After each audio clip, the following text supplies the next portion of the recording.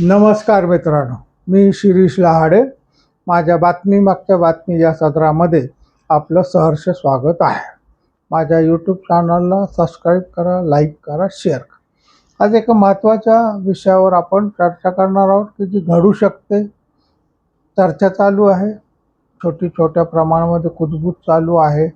त्याच्या मागचे राजकारण आहे ते तुम्हाला समजून सांगण्यासाठी माझा प्रयत्न आहे की राज ठाकरे भाजपसमोर जातील का, नाही का. राजकारणामध्ये कधी काय होईल हे कोणी सांगू शकत नाही. कोणी कायमचं मित्र नसतं, कोणी कायमचं शत्रू नसतात. त्याच्यामुळं हा प्रश्न कायम वातावरण तापवत असतो की असं घडेल का, तसं घडेल का. आजचा प्रश्न आपल्याला महत्त्वाचा आहे की राज ठाकरे भाजपसमोर जाणार का आणि उद्धव ठाकरे एकटे पडतील का. त्या दोन प्रश्नाची उत्तराची आपण आज चर्चा करू.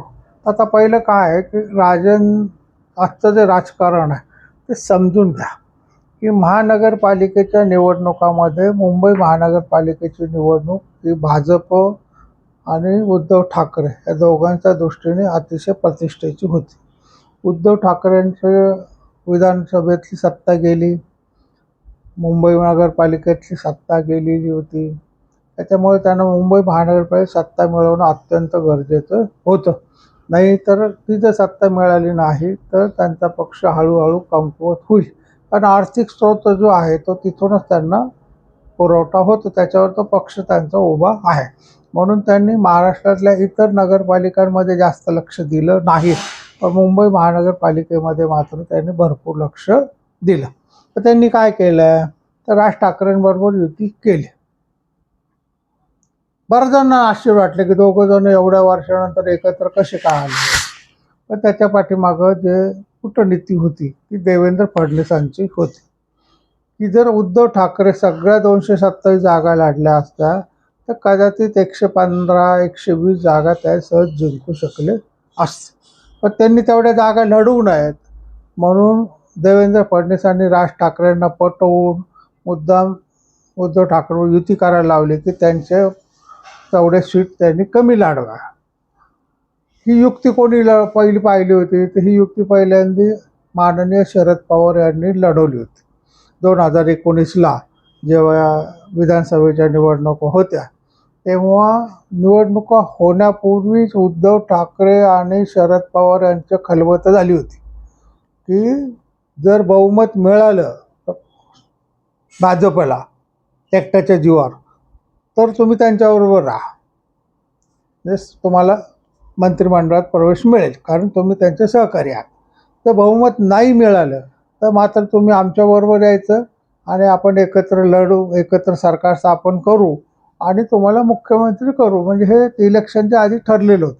पण भाजपने सगळ्या जागा लढू नयेत, सगळ्या जागा लढल्या तर भाजपला बहुमत 100% मिळेल म्हणून त्यांनी शिवसेनेला मुद्दाम तिथं ठेवलं. त्याच्यामुळे भाजप कमी लढला, त्यांच्या जागा 105च आल्या. ते सगळे लढले असते तर त्यांना 145पेक्षा जास्त जागा नक्की मिळाल्या असतात, 100% स्वतःचं बहुमत आलं असतं. पण शरद पवारांनी डोकं चालवून भाजपची ती बरोबर गोची केली. तीच युक्ती देवेंद्र फडणवीसांनी वापरली आणि उद्धव ठाकरेंच्या सोबत राज ठाकरेंना पाठवलं आणि जवळजवळ 50-75 जागा त्यांनी राज ठाकरेंना द्यायला भाग पाडलं आणि त्यांचं बहुमत हुकलं.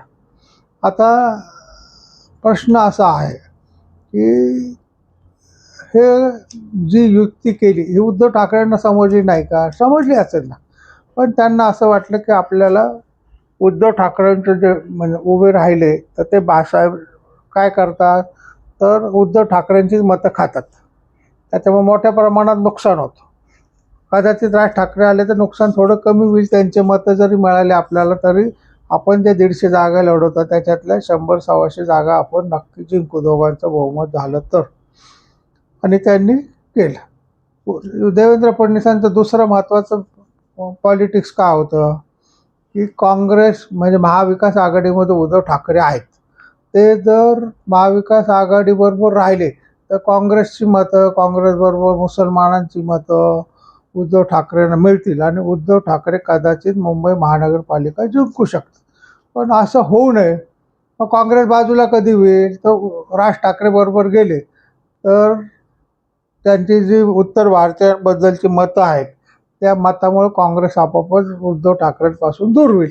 आणि तसंच झालं की काँग्रेसने उद्धव ठाकरेंबरोबरची युती तोडून टाकली. त्याच्यामुळं ते मतांचं विभाजन झालं आणि भाजपला उद्धव ठाकरेंपेक्षा जास्त नगरसेवक निवडून आणता आले.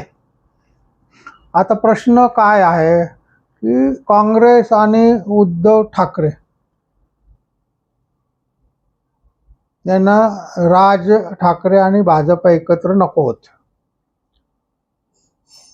ठाकरेंनी कमी जागा लढवल्या त्याच्यामुळे त्यांची सत्ता गेली.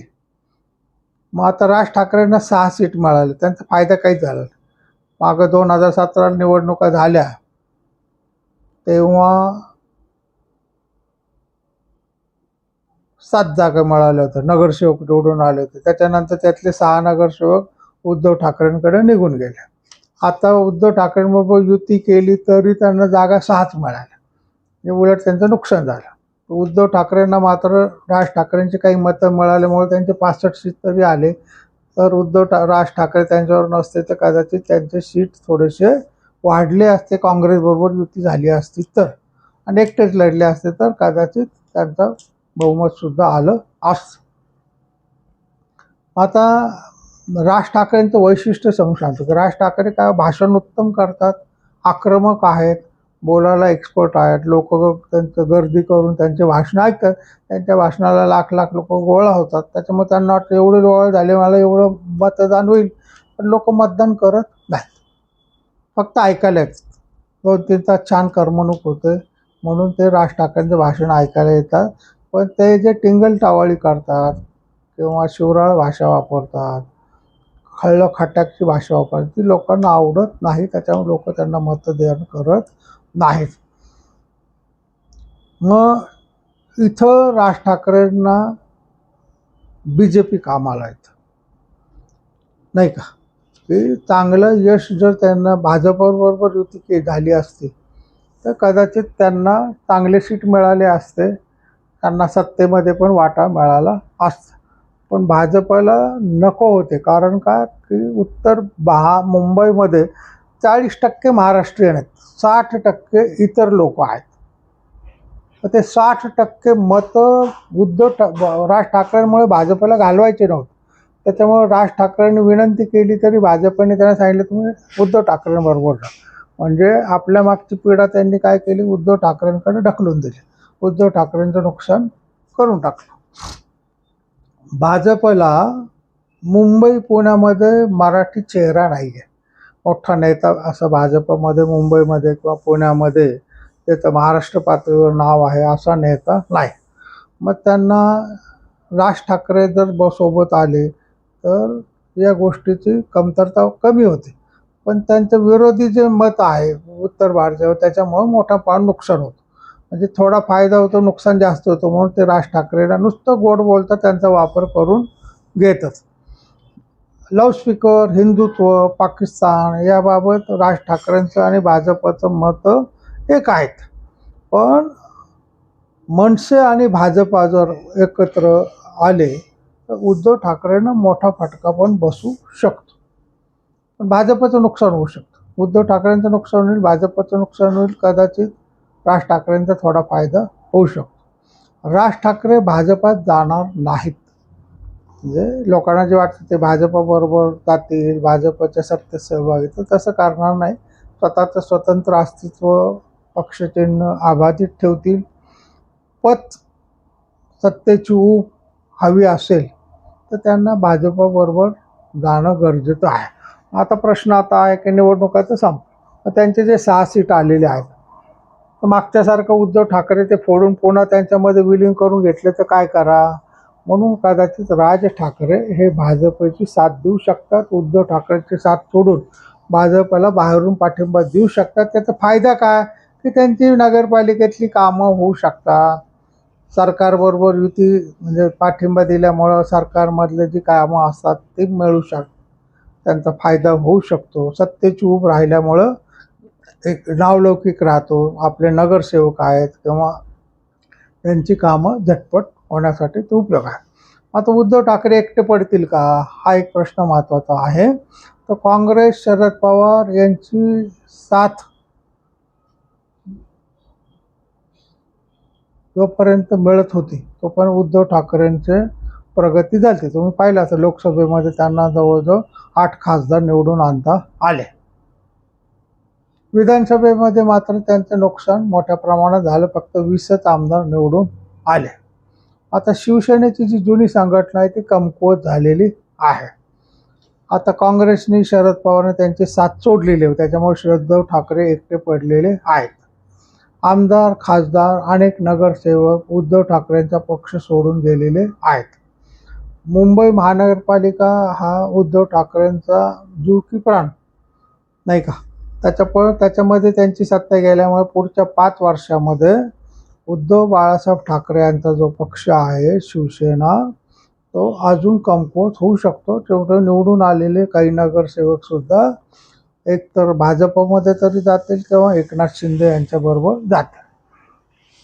मग भाजपला त्यांनी जो 2019ला दगा दिला, त्याच्यानंतर नरेंद्र मोदी, अमित भाई शाह, देवेंद्र फडणवीस यांना जी शिवराळ भाषा वापरतात, त्याच्यामुळे भाजपचे एक उद्दिष्ट काय आहे, तर उद्धव ठाकरेंचा ब्रँड संपवणं, मुंबईवर तर पूर्ण वर्चस्व नाहीसं करणं. पक्ष फोडला तरी अजून उद्धव ठाकरे म्हणजे त्यांचं अस्तित्व शाबूत आहे.